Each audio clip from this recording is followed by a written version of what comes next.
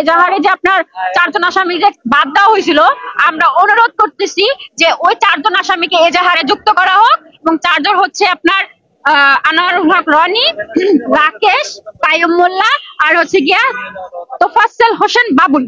এই 4 জনকে এজাহারে যুক্ত করা হোক এবং এদেরকে অ্যারেস্ট করা হোক। কারণ আমরা একটা প্রবাদ পড়তে দিতে, অন্যায় যে করে এবং অন্যায় যে সহে দুজনে কিন্তু সমান অপরাধী।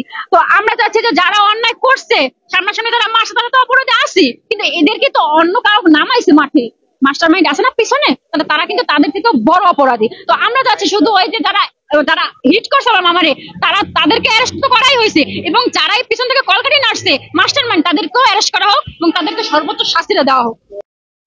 সোহাগের ভাগ্নি আমি, আমার মামা যেভাবে হত্যা করা হয়েছে এটার কেন এখনো বিচার হচ্ছে না সম্পূর্ণভাবে?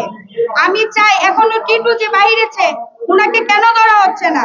উনি কেন এখনো বুট ফুলিয়ে বাইরে ঘুরছে? আমরা আতঙ্কের ভিতরে ঘরে থাকবো, আমরা বাহিরে ঘুরবো, উনারা কেন বাহিরে ঘুরবে? উনার এরকম ভাবে শাস্তি দেওয়া হোক যেন 5-10 বার কেন 100 বার বাবা হোক, যে আমরা যাকে মেরেছি কোনোভাবে যেন আর কোনো মায়ের বুক খালি না হয়, আমার ভাই বোনদের যদি এতিম না হয়, কোনো স্বামী যদি মানে স্ত্রীরা স্বামী হারা না হোক। এটা কেন এখনো কেন পুলিশরা এটার কোনো ব্যবস্থা করা হচ্ছে না? টিটু কেন এখনো বাহিরে আছে? উনি কেন এখনো বাহিরে ঘুরে বেড়াচ্ছে?